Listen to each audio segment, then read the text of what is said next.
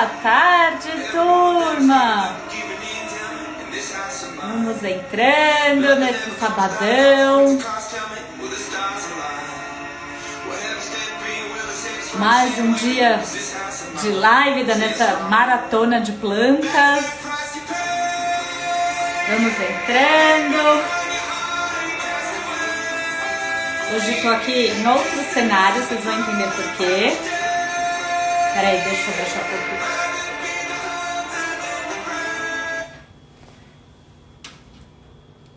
Vocês passaram bem? Sexta-feira, esse sábado aqui em São Paulo tá um dia lindo.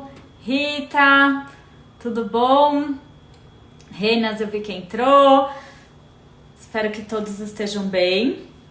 Não sei quem é a primeira vez que tá aqui na Maratona das Plantas, então só para contextualizar, eu tô fazendo 15 dias seguidos falando sobre plantas medicinais. Então a gente tem falado cada live mais ou menos de 2 plantas ou algum tema relacionado. Então vocês já passaram por... Eu comecei na segunda, então já estamos aí... quantos dias? A sexta live sobre plantas medicinais. A Natália, primeira vez, seja muito bem-vinda, Natália. Tem algumas lives que eu deixei gravada, que foram as com convidados, que estão lá no perfil. E as que eu fiz sozinha, eu não deixei, mas depois eu tô pensando em colocar no YouTube, eu aviso vocês, tá? Então a gente já falou sobre diversas plantas, falamos sobre cacau, guaraná, óleos essenciais, menta, que mais? Alecrim, que mais, turma? Ontem a gente falou de capim-limão, que eu fiz o drink, já vi algumas pessoas repostando que fizeram também. Que mais que a gente falou? Faltou alguma? Tô tentando lembrar. Falamos de ashwagandha com a Rita, ginseng, os tipos de ginseng, adaptógenos, carqueja, muita coisa. Ai, obrigada, Dilma. Que bom que vocês estão curtindo. Então, quem é a primeira vez já pega a carona que amanhã tem mais, hoje tem, e cada dia eu tô fazendo alguma coisa. A Renata gostou da ashwagandha, é uma das minhas preferidas também. A live de ashwagandha ficou gravada, vale a pena assistir quem tá chegando hoje. E hoje vamos falar de 2 super fáceis, de fácil, quando eu falo fáceis, é fácil acesso, coisas que a gente vê no nosso dia a dia mesmo. Então, a primeira vai ser a erva doce. E uma coisa legal, eu vou começar pela erva doce porque depois do alho eu vou fazer uma dinâmica aqui com vocês. Mas eu vou explicar sobre ela, mas vai ser a erva doce e depois a gente vai falar sobre alho e as propriedades de cada um. Deixa eu até pegar... Eu fiz uma fichinha igual a de ontem, que daí eu fui lembrando das coisas, mas já perdi, então eu vou lembrando aqui pra vocês. Então, primeira coisa, vamos começar aqui pela erva doce. A erva doce é uma delícia, né? A gente consegue achar muito fácil em chás. Uma coisa interessante é porque, vocês vão ver, eu vou falar sobre o funcho também, algum dia aí da semana que vem. E é muito comum a gente comprar erva doce e vir funcho e vice-versa, porque eles, além de ter características bem parecidas, às vezes o pessoal que vende não distingue, né? Então, de novo, é sempre legal a gente lembrar que quando a gente fala de erva doce, a gente tá falando de Pimpinella nisium. E ela é aquela sementinha, é que aqui ela tá toda grudadinha, mas pegar um favinho desse aqui é uma sementinha. A do funcho ela é um pouquinho diferente, eu vou depois mostrar pra vocês na live de funcho a diferença assim, entre elas. Eu não tinha erva doce aqui, eu só achei um chá de sachê, que é bem fácil da gente achar. Esse daqui até comprei em supermercado comum. Ele é um chazinho de erva doce com gengibre, que fica uma combinação bem legal também. E nosso cheirinho é bem característico. Isso mesmo, Dilma, sempre confundem. Eles são parecidos e eles têm compostos muito parecidos também. Só que eles têm algumas diferenças aqui pontuais, né? Então, qual que é o composto ativo principal da erva doce? É o anetol, tá? Então, ela é muito rica em óleos essenciais. Então, lembrando, toda planta que tem muito aroma, que a gente sente assim o cheiro de longe, é por conta dos óleos essenciais. Então ela tem bastante óleos essenciais e principalmente o anetol, tá? Mas ela não vai ter só óleos essenciais, ela também vai ter alguns flavonoides como rutina, quercetina. Então quando a gente vai falando dos compostos, é legal que vocês já podem ir relacionando com o que ela vai fazer pra gente, né? Toda vez que a gente tem uma planta que tem bastante quercetina, o que ela vai ajudar? Ela vai ajudar naquele controle de alergia, processo histamínico, sensibilidades alimentares e processo inflamatório também. Então, lembra que eu falei da carqueja ontem, que ela tinha quercetina? Inclusive, até misturar as duas para quem tem essa resposta histamínica mais exacerbada, pode ser uma super ideia legal e tentar melhorar um pouquinho o sabor da carqueja, que é bem amargo. A erva doce já é uma delícia. Ela vai super bem também em combinação, por exemplo, se a gente colocar ela com o que a gente aprendeu do capim-limão ontem, fazer um chá fica uma delícia. E daí outra coisa que ela tem é a apigenina.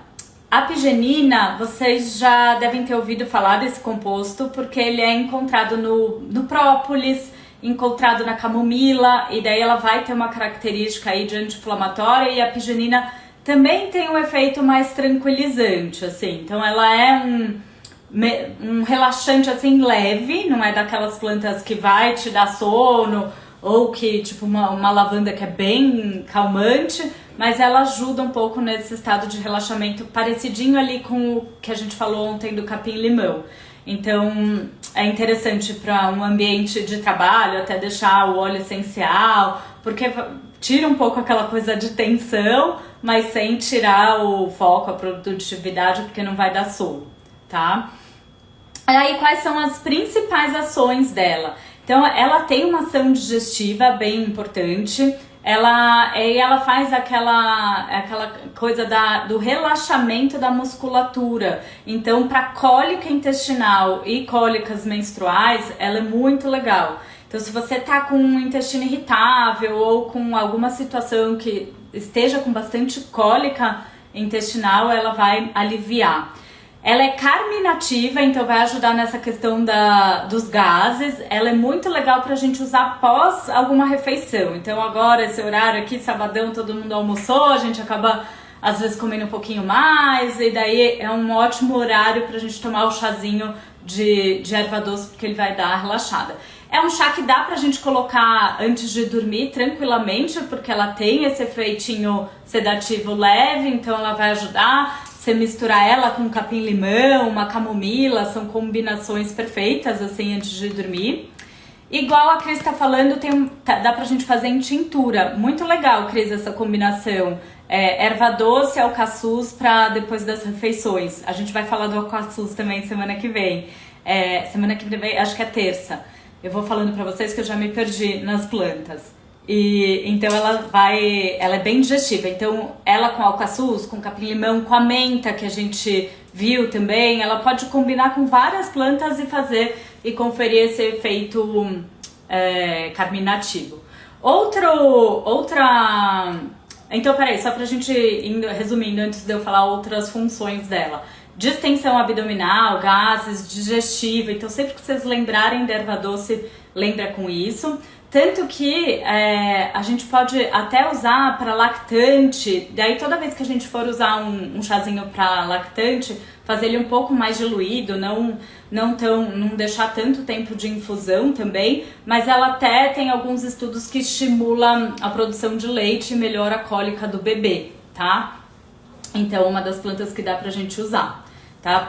E toda essa função digestiva que eu falei, de melhora de gases, normalmente está ligado aos óleos essenciais que a planta tem. Certo, turma? Vão perguntando aqui enquanto eu olho se eu não esqueci nada. Ela também vai ajudar em casos de bronquite, resfriado, gripe, porque ela tem um efeito expectorante. Então também dá pra gente usar tanto o óleo essencial quanto a tintura quanto o chá para essas questões. E tem alguns estudos que falam de um efeito dela hormonal, estrogênico. Então pode melhorar em mulher que está pré-menopausa, pode dar um estímulo aí dessa parte hormonal até melhorar a libido. Então o efeito estrogênico dela também é legal. O que mais? Efeitos colaterais. Então ela pode, não é legal usar quem tá fazendo uso de anticoagulante. Então ela pode interferir na função do medicamento. Então é legal a gente não usar. E daí tem um efeito colateral dela, eu nunca vi isso na prática, acho que teria que estar usando muito, mas ela pode dar uma questão de fotossensibilidade. Então, por exemplo, quando você se expõe ao sol, fazer uma reação de vermelhidão na pele, alguma coisa assim. Então só cuidado se vocês estiverem numa praia para também não usar muito. Mas assim, no chá acaba sendo bem leve, eu nunca vi. Mas é o que os estudos relatam, tá? Então pra gente tomar cuidado. Quando a gente fala dos óleos essenciais, também é bem legal para massagem, para dor muscular, para cãibra. Então, lembrando, tem uma live só sobre óleos essenciais que eu deixei gravada, que é legal porque a gente fala um pouquinho de como utilizar, né? A gente pode usar para massagem com um creme, né? Então, pingar o olhinho essencial no creme, né? Fazer o creme como base ali, e daí fazer a massagem misturando um pouquinho do olhinho da erva doce. E daí ele vai ser bom pra cãibra, pra tensão muscular, pra tipo, sabe, dor de... fiz muito exercício, e daí você quer dar uma relaxada na musculatura, fazer a massagem com isso ajuda demais também. E para quem tem artrose, artrite, então com as articulações mais inflamadas, também passar o olhinho essencial com um veículo ou de um óleo de uva ou de um creme também ajuda no alívio da dor e por ela ter esse efeito mais anti-inflamatório. O que mais? Pra gente, da parte energética, lembra que ontem eu falei um pouco trazendo um pouco dessa questão energética da planta, ela traz uma questão mais de otimismo, ativa a coragem, então é legal assim, para fazer um banho, né? Lembrando que o banho você faz como se fosse um chá e daí você põe do pescoço para baixo, assim, um pouquinho do banho. A erva doce interfere com o medicamento anticoagulante. Então, assim, não é que ninguém que toma anticoagulante não possa tomar erva doce, mas a gente tem que ficar de olho e acompanhar junto com o médico a eficácia do remédio para ajustar a dose. Mas ela é uma planta segura, só trouxe esses dois, eu nunca falo muito de efeitos colaterais, mas quando a planta tem já bastante estudo de interação, aí eu, até aqui na cartinha, eu coloco uma atenção para vocês ficarem ligados. Então, Elisângela, os banhos de ervas, eles trazem a característica da erva mais energética, né? Que toda planta, ela tem uma questão vibracional, de energia, inclusive estudada, e daí é outro tipo da gente usar as plantas, né? Não só para consumo. E então, por isso que a gente acaba fazendo os banhos de ervas. Eu gosto muito, não faço todos os dias, mas às vezes com um ritual específico, alguma coisa ou de limpeza, ou de querer usar alguma propriedade assim da planta energética, daí eu uso o banho. A questão com a medicação tem a mesma do funcho. Dilma, eu preciso olhar direitinho do funcho. Eu não lembro de ter visto, mas eu preciso fazer o rastreamento lá no dia do funcho, eu falo pra vocês.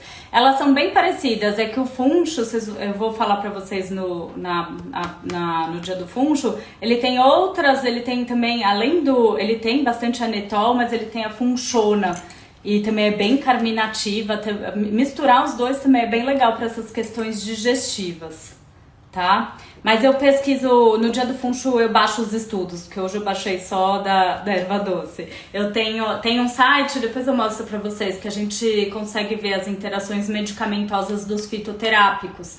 Então você digita lá o fitoterápico e avalia. Então eu sempre faço um review antes da live pra ver se tem alguma coisa importante pra eu destacar pra vocês. Aí então, como que a gente vai usar a erva doce? Muito fácil, né?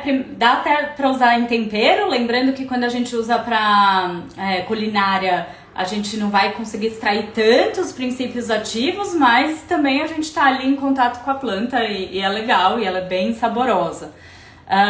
O chá faz mais efeito em jejum de manhã ou nada a ver? Depende do chá. Elisângela, por exemplo, os chás amargos, eu falei ontem que eu gosto de dar já o primeiro estímulo de manhã.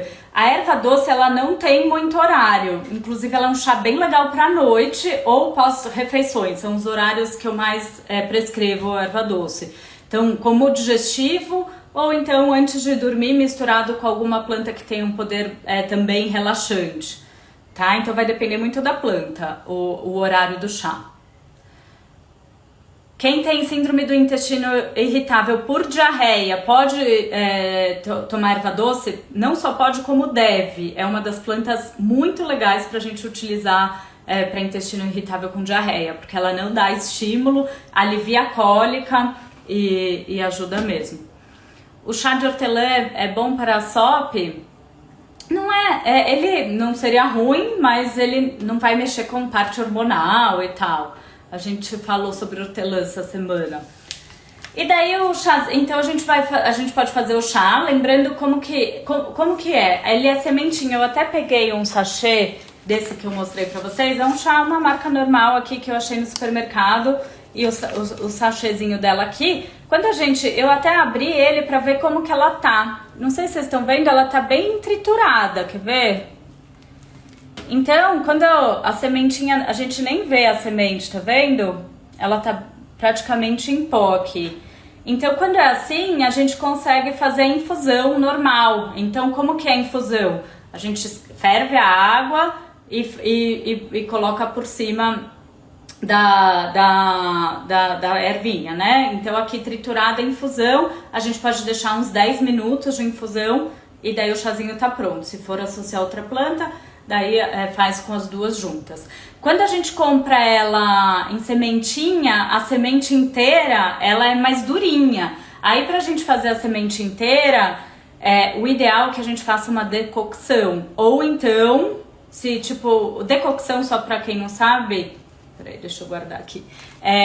A decocção é quando a gente põe, por exemplo, põe a semente na panela com água, espera ferver, e daí deixa fervendo ali um tempo, 5 minutos, depois desliga e coa. Essa é a decocção, que a gente usa para plantas mais duras. Então, quando a gente usa casca, por exemplo, você quer fazer um chá do pauzinho da canela, é decocção, ou de sementes mais inteiras, tá? Como ela não é uma semente tão grande, até daria pra gente fazer uma infusão e deixar mais tempo. Mas reparem como que tá a planta que vocês vão utilizar pro chá. É verdade que o saquinho é aromático, não tem valor efeito como em folhas? Então, tudo depende da qualidade. Eu sempre gosto, quando eu compro, eu uso os chás de saquinho, às vezes eles são mais práticos. Eu sempre abro pra ver como que tá a qualidade da planta, isso é importante. Eu não gosto de chá que a planta tá muito moída, muito triturada. Essa daqui eu já achei muito triturada, mas como é a semente, até ok, então a gente tem que ver isso. Outra coisa, a gente usa esses saquinhos normais aqui, mas tá vendo, pra fazer a colinha deles, normalmente tem alguns produtinhos aqui químicos, né? Não tô falando que eu não use, mas só pra fazer o review aí do que é um sachê. Quando a gente pega um sachê em tecidinho, ele é melhor, tá? Se a gente pegar um sachê em tecido. E às vezes você pode pegar, comprar assim, rasgar e fazer infusão também, se você não quiser usar o saquinho. Aí vai depender um pouco da pressa, do utensílio que você tem, e daí o ideal é variar. Não precisa sempre ser a folha a granel. Mas tem umas marcas com sachê, com tecido eu tenho um aqui, eu vou mostrar pra vocês, que tá ali, depois eu pego. Que daí é um tecidinho, em vez desse saquinho branco. Tá. Ai, que delícia, uma erva doce no bolo de fubá. Não perde as propriedades, mas assim, quando a gente faz a extração, ou com chá, ou com uma tintura, a gente extrai mais princípios ativos do que comer como tempero, tá? E daí a gente pode usar como tintura. Então, lembrando que a tintura é uma extração alcoólica da planta, ela é mais forte do que o chá, extrai compostos diferentes por ser com uma extração com álcool, ela fica bem concentradinha e daí a gente pinga ela sempre em água. Daí você pinga, por exemplo, alguém deu a ideia aqui de colocar o caçuz com erva doce em tintura. Então você põe normalmente 50% de alcaçuz, 50% de erva doce, aí você põe 10 gotinhas, 20 gotinhas por exemplo, se fosse essa combinação, eu colocaria de 20 a 30 gotinhas pós-refeição, diluído em água e toma, ela vai ter um efeito mais poderoso. E daí a gente pode usar o chazinho antes de dormir, que é gostoso, quentinho também, tem toda essa parte do ritual, né, de fazer um chá. Eu gosto, principalmente antes de dormir.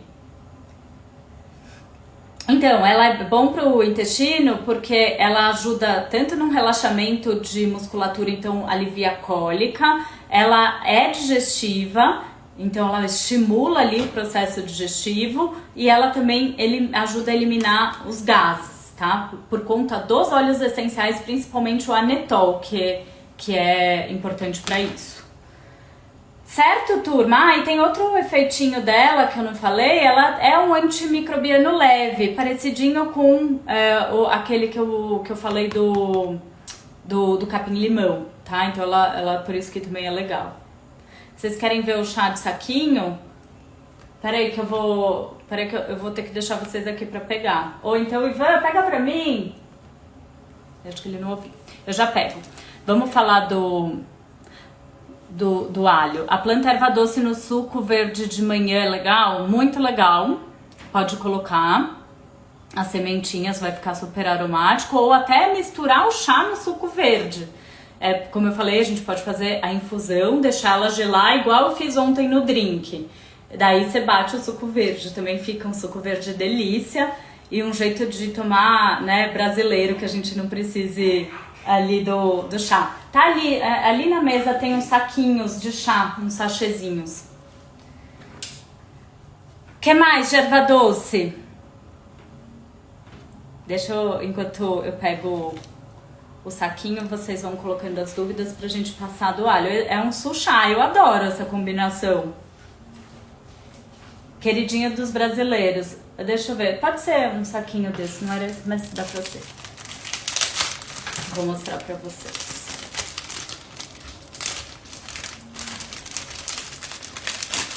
Nos leites vegetais é uma ótima ideia. Nunca tinha pensado nisso. Deve ficar bem exótico. E daí você toma ele quentinho? Erva doce com gengibre. Então, esse chazinho é de erva doce com gengibre. Eu adorei. Ele é mais erva doce. O cheiro é mais erva doce. Combina super. Ó. Peraí só. Esse chá aqui é maravilhoso. Depois, ó, tá vendo? Ele é um tecido e tá vendo que as ervinhas estão mais inteiras nele? Já é outra coisa. Vocês não têm noção do sabor, mas esse daqui não é erva doce. Esse é outra coisa que depois eu conto pra vocês. Então, esse daqui que é o tecidinho. O que mais, turma? Vamos pro alho? O alho vai ter dinâmicas aqui. Então, vamos falar um pouquinho sobre o alho. Bom, o alho, tempero que todo mundo usa. Ele é, né, bem conhecido, ele é origem Europa e Ásia também tem bastante.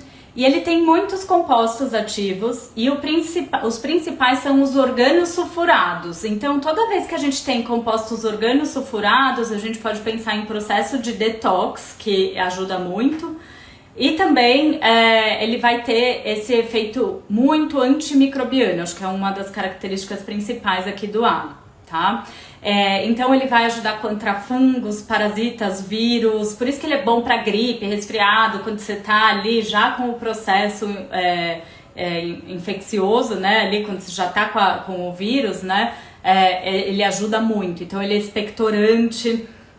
Que mais? Ele é muito bom para microbiota porque além dos compostos organosulfurados ele vai ter os pré-bióticos. Até por isso que na dieta Low FODMAP, que é aquela dieta que a gente retira os carboidratos fermentativos, o alho cai fora. Mas hoje eu vou ensinar um jeito que dá pra gente extrair esses compostos sem consumir o próprio alho e para não fermentar. Tem muita gente que fermenta com alho.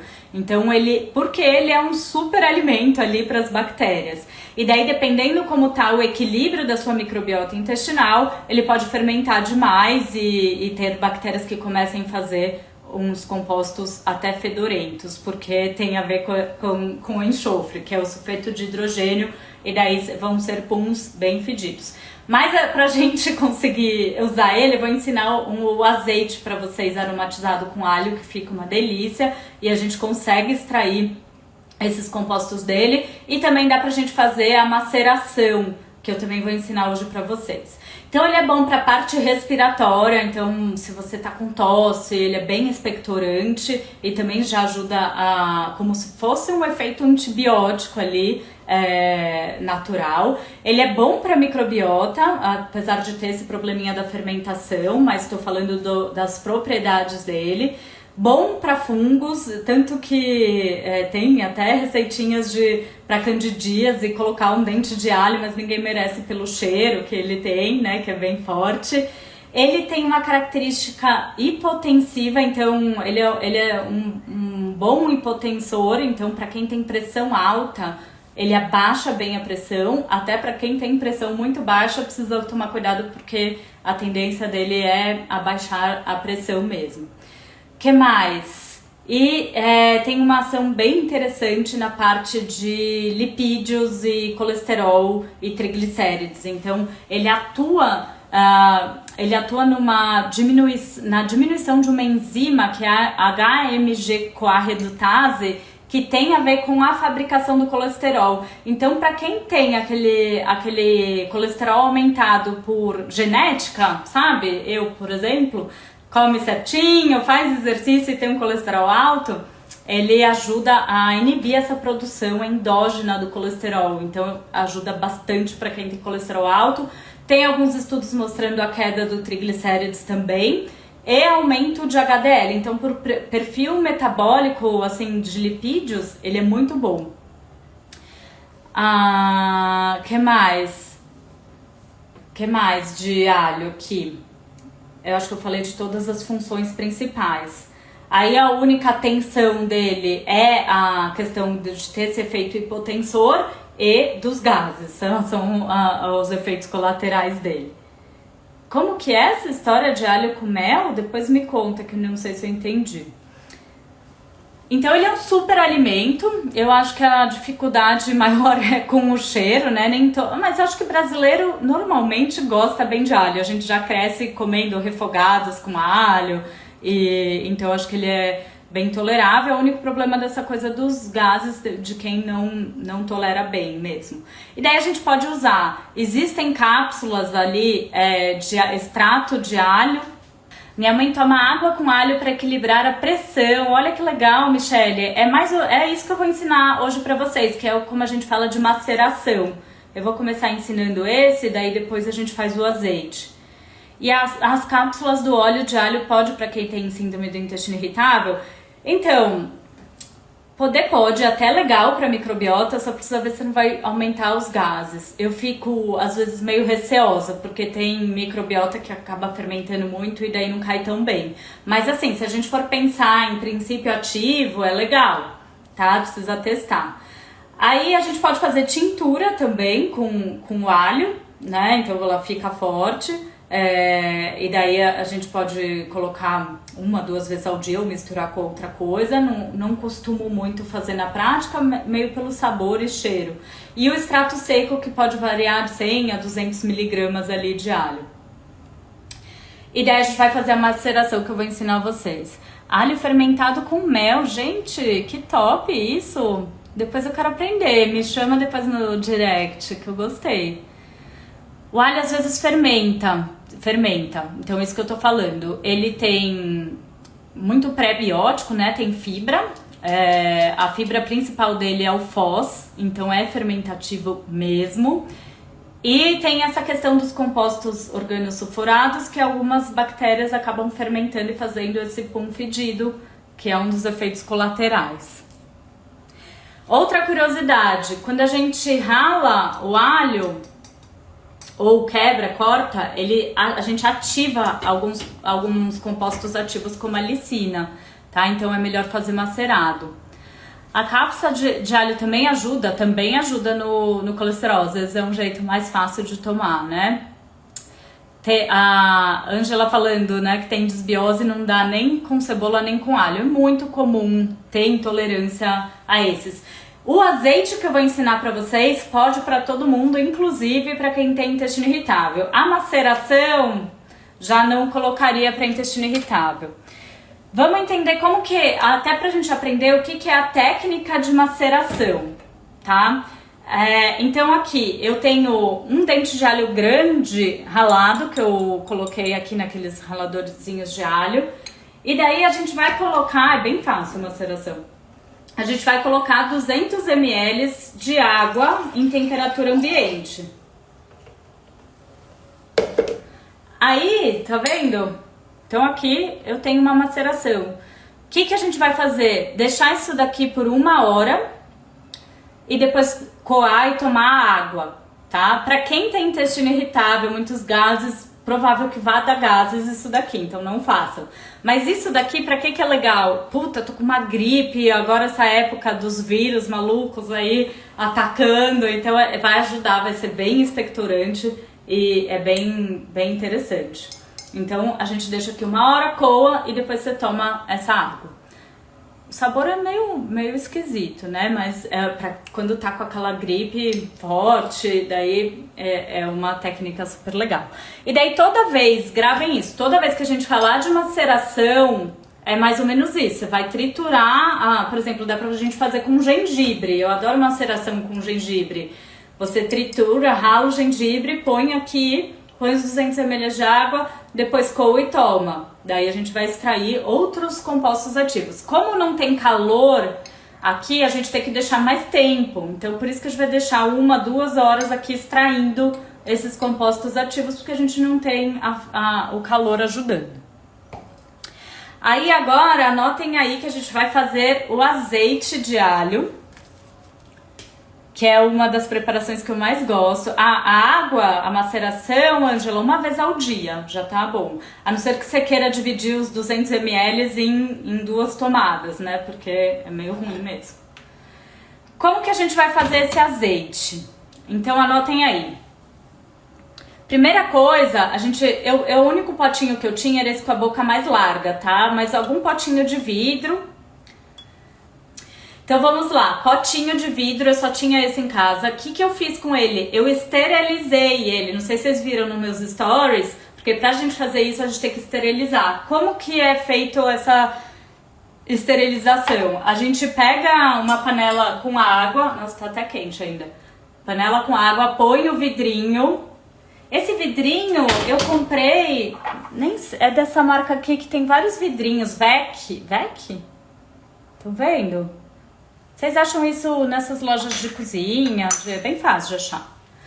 Aí eu pus pra ferver a água, deixei 15 minutos fervendo o vidro e a tampinha. Então eu esterilizei. Depois tem que deixar secar bem. Seca pra não ter nenhum fungo, crescimento de fungo ali na sua mistura. Deixei num paninho de prato secando. Aí, o que a gente vai fazer? Então aqui eu tenho alecrim, eu vou colocar, já que a gente já aprendeu sobre alecrim, eu vou colocar um raminho de alecrim e 2 dentinhos de alho. 2 dentinhos de alho. Importante, eles estarem bem secos, tanto você lava o alecrim, né? Tanto o alecrim quanto o alho, eles têm que dar bem sequinhos, para também não ter crescimento de fungo. Aí o que a gente vai fazer? Então eu tenho aqui meu potinho esterilizado. Vou colocar os 2 dentinhos de alho e meu raminho de alecrim. A gente pode fazer, amanhã a gente vai falar de orégano e tomilho, que são 2 super antifúngicos. A gente pode pôr, em vez do alecrim, colocar o orégano. Então, aí a gente pode colocar com outras ervinhas também. Com o tomilho funciona bem.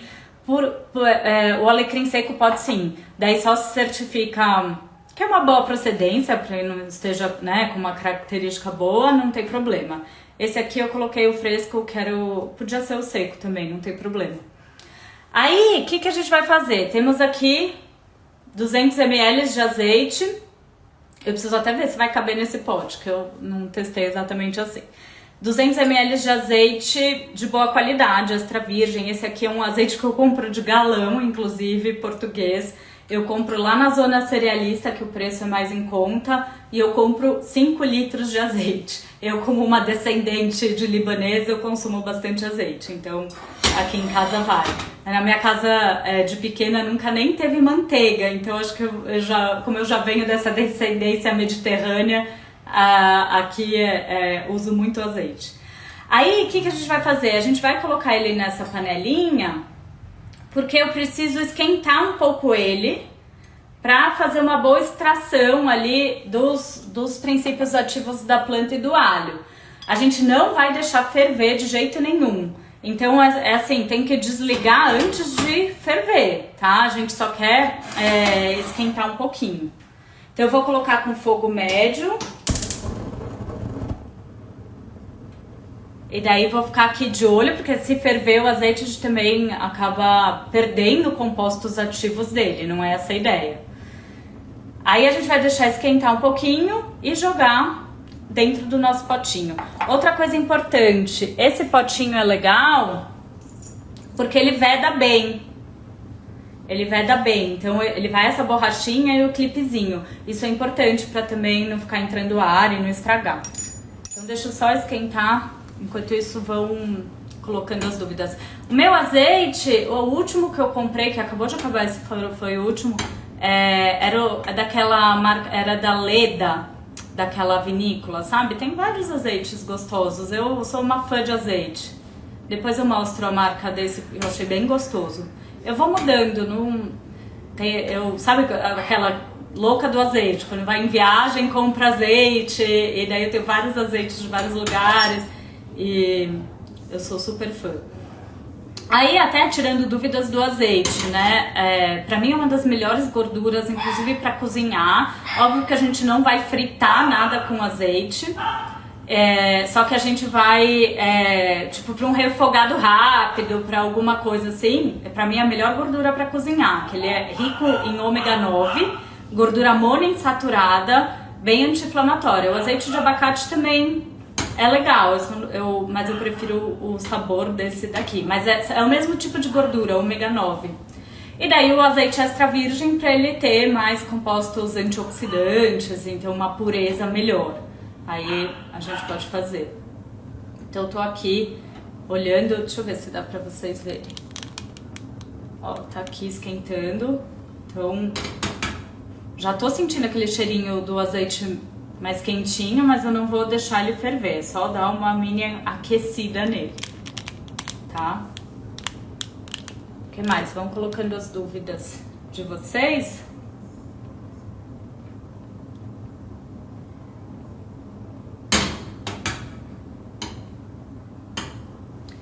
Aí, eu vou desligar aqui, que ele já aqueceu. E vou colocar... Peraí pra não me queimar, né? Vocês estão vendo? Peraí que eu tô... Colocar o azeite aqui no meu potinho.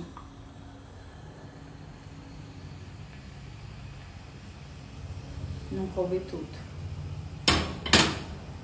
Ó, quase que eu passo do ponto dele. Ele não saiu fumaça, mas ele já tá fazendo bolinha. Mas é que eu também tô falando e conversando ao mesmo tempo, né? E fazendo ao mesmo tempo. Deixa eu só pegar uma colherzinha aqui.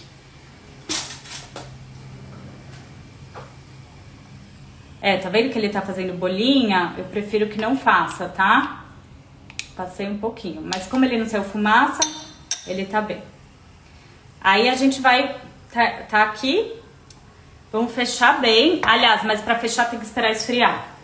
Então eu vou esperar esfriar, fechar bem e usar esse azeite na salada, nos preparos que a gente usa normalmente, vai consumindo ele. O alho que coloca na água precisa ser ralado ou cortado, tá? Se for ralado é melhor, você fica com mais extração do princípio ativo. Então vamos lá, vamos repetir a receita, não sei quem chegou no caminho, e daí a gente fala dos benefícios do azeite. Então, primeira coisa é esterilizar o potinho.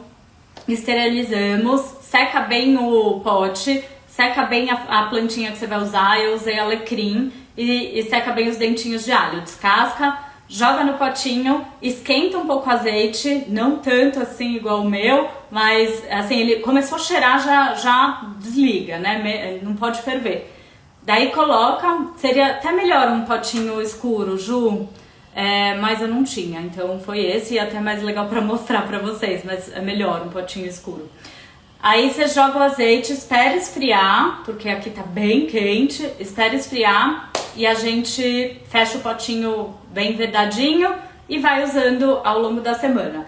A gente pode deixar o alho e a planta uma semana aqui, aliás, após uma semana que ele vai ficar com uma extração bem legal, tá? E daí depois você pode até tirar, para não correr o risco deles estragarem, e daí você vai usar o azeite que já ficou com os princípios ativos da planta.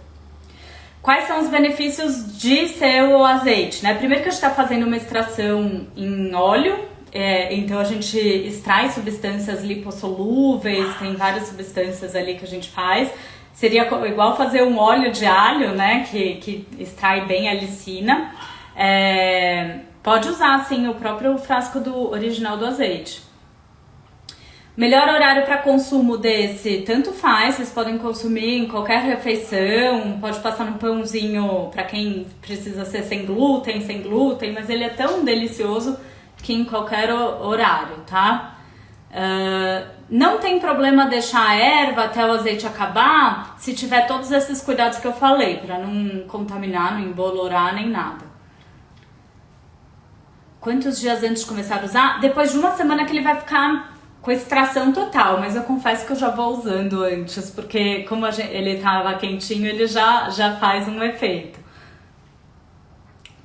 Deixar fechado, mas como eu falei, eu já vou usando.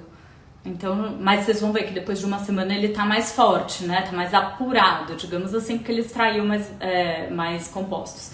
Como o alho tem esse efeito de colesterol, de melhora de colesterol, melhora desse perfil lipídico, o azeite também, por ser uma gordura monoinsaturada, ela é uma gordura super anti-inflamatória. Então fica interessante essa combinação também. Não pode pôr o alho com a casca, é melhor tirar a casca, eu prefiro, porque você extrai melhor, né? Com a casca impede um pouco ali a extração. Então sempre descascar. Dá pra gente fazer esse azeite com uma infinidade de combinações. Outro jeito que eu gosto é colocar um pedacinho de casca de limão, assim, daquele zeste assim, de limão no azeite, fica bem gostoso. Que mais? Dá pra colocar com orégano, como eu falei, com tomilho. Eu indico muito com orégano pra pessoal de fungo, candidíase, a gente faz uma extração. Não precisa guardar na geladeira, eu ponho em temperatura ambiente mesmo. O azeite de melhor qualidade, também é uma coisa legal para vocês repararem, na geladeira ele dá uma endurecida. Então, por isso que eu gosto. A Michelle faz no azeite frio. Testa no quente que ele extrai melhor os princípios, mas como eu falei, não deixem ferver. Vocês viram que o meu ficou umas bolinhas, não era a ideia, tá? Não deixem ferver. É só uma esquentadinha mesmo. E daí espera esfriar pra fechar. O meu vai demorar um pouquinho pra esfriar. Mas ó como tá. Deixa eu ver se eu consigo pegar, porque o pote ficou quente. Ó, já tá até outra cor do azeite, porque já tá com o alecrim, o alho. E vocês não têm noção do cheirinho, delícia que fica. Nossa, isso daqui é uma delícia. Tempo de extração não muda muito aqui, porque a gente vai deixar bastante tempo, né? Os dois, independente, em uma semana você consegue extrair mesmo com a planta seca ou fresca. É diferente daquela extração da água que eu falei na live do hortelã. O que mais, turma? Gostaram das dicas de hoje? Amanhã a gente vai falar sobre tomilho e orégano, são duas plantas bem antifúngicas, então vamos falar um pouquinho sobre candidíase, síndrome fúngica e como a gente pode utilizar. No mesmo horário, vai ser às 5 horas. E façam, como eu falei, estudo. Deu uma travada, mas acho que voltou. Ele é bem dinâmico, então a gente consegue fazer da maneira que é melhor pra você, sabe? Não ficar com essa coisa, tem que ser assim, tem que ser assado. Então a gente tem 1000 possibilidades. Peraí que eu pulei uma pergunta legal. É seguro desse azeite pra quem tem intestino irritável? Super seguro. Eu uso muito com os meus pacientes. E ele, inclusive, é bem terapêutico, porque é um jeito da gente usar os compostos do alho sem usar a fibra, né? A fibra tá na polpa ali dele, então a gente extrai. Como a extração por óleo, a gente não extrai o FODMAP. Já a extração na água, a gente vai extrair um pouco de FODMAP, por isso que na água para intestino irritável não é bom. Ó, estão vendo que a água já tá mais turva. Então já também é bom para imunidade. Então é isso, turma. Obrigada pela companhia de vocês. Beijo, turma. Beijo.